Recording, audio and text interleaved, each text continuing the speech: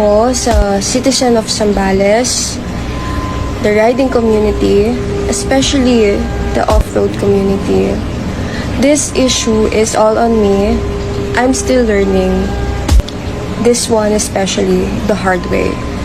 I promise to be more patient next time, especially on the road. And I'll listen to my ates and kuyas more.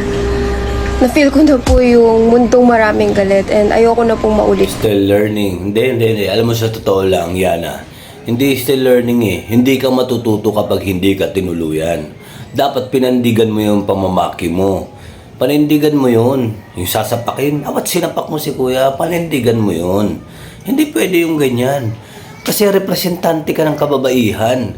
Kababaihan na laging tama. Panindigan mo na babae ka, lagi kang tama. Hindi. Walang public apology. Wala akong sorry dyan. Ano eh, magsusorry tapos okay na lang ang lahat? Easy na lang? Hindi. Panindigan mo yon. Tama ka, babae ka. Panindigan mo na tama ka.